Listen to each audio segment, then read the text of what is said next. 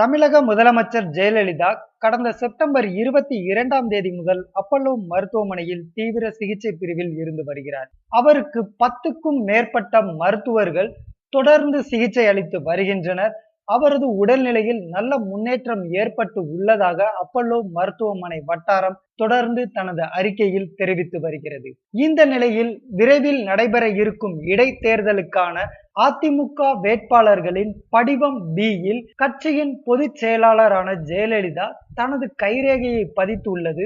இது அவரேதான் பதித்தாரா என்ற கேள்வியை அரசியல் வட்டாரத்தில் எழுப்பியது. இந்த சர்ச்சை அடங்குவதற்குள் தமிழக முதலமைச்சர் ஜெயலலிதாவிற்கு சொந்தமான சொத்துக்களை கைமாற்றும் வேலைகள் சசிகலா தரப்பில் நடத்தப்படுவதாக தகவல்கள் கசிந்துள்ளன. தமிழக முதலமைச்சர் ஜெயலலிதா தனது சட்டசபை தேர்தலின் போது அளித்த சொத்தின் மதிப்பின்படி அவருக்கு சுமார் 120 கோடி ரூபாய்க்கு சொத்துக்கள் உள்ளன. இவை சந்தை மதிப்பில் கணக்கிடும் போது 500 கோடியை தாண்டும் என்பது உண்மை. ஹைதராபாத்தில் உள்ள GT மேளாவில் 15 ஏக்கர் நிலம் 1968ஆம் ஆண்டு 1.78 லட்சம் ரூபாய்க்கு வாங்கினார் ஜெயலலிதா. இதன் தற்போதைய மதிப்பு 15 இருந்து 20 கோடி ரூபாய் என்று கூறப்படுகிறது. மேலும் ஹைதராபாத் ஸ்ரீநகர் காலனியில் 651.18 ஸ்கொயர் ஃபீட் கட்டடத்தை வாங்கியுள்ளார் ஜெயலலிதா 1967இல். சுமார் 50,000த்திற்கு வாங்கப்பட்ட இந்த நிலம் தற்போது 5.3 கோடி ரூபாய்க்கு மேல் மதிப்பு உடையது என்று கூறப்படுகிறது.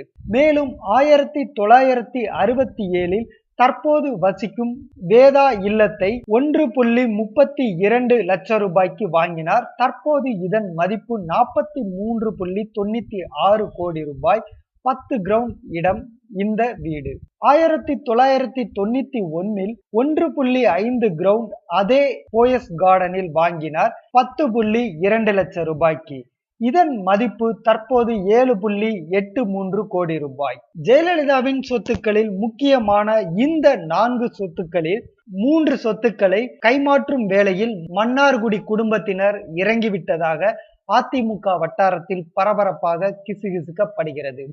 ஜெயலலிதாவின் கையெழுத்து இல்லாமல் எப்படி சொத்துக்கள் மாற்ற முடியும் என்று கேட்டதற்கு ஜெயலலிதாவின் சொத்துக்களை தற்போது பராமரித்து வருபவர் தலைமைச் செயலாளர் ஒருவர்தான். மேலும் இந்த சொத்துக்களை கைமாற்றுவதற்கு முதல் படியாகத்தான் அவர் பேசினார், உணவு சாப்பிட்டார், எழுந்து உட்கார்ந்தார், சைகை செய்தார் என்பது போன்ற செய்திகளை தற்போது அப்பல்லோ மருத்துவமனையின் அறிக்கைகளில் இணைத்து வெளியிடப்படுகிறது என்றும் அவர் கூறுகிறார். ஏற்கனவே சசிகலா நடராஜன் மீது ஜெயலலிதாவின் சொத்துக்களை அபகரிக்க முயற்சி நடப்பதாகவும் மேலும் கட்சியை கைப்பற்ற முயற்சி நடப்பதாகவும் ஜெயலலிதாவின் கையெழுத்தை பயன்படுத்தி பல தவறான காரியங்களை செய்ய சசிகலா நடராஜன் முயற்சிப்பதாகவும் ஒரு குற்றம் சுமத்தினார். மேலும் சசிகலா நடராஜன் வருகிற தஞ்சை இடைத்தேர்தலில் நிற்கப் போவதாகவும் இல்லை தஞ்சை நாடாளுமன்ற தேர்தலில் அவர் நிற்பார் என்றும் தெரிவித்தார். ஆனால் தஞ்சை இடைத்தேர்தலில் சசிகலா நடராஜன் தேர்தலில் போட்டியிடவில்லை என்றாலும் சொத்துக்களை கைமாற்றும் விவகாரம் தற்போது பரபரப்பாக அதிமுக வட்டாரத்தில் கிசுகிசுக்கப்படுகிறது.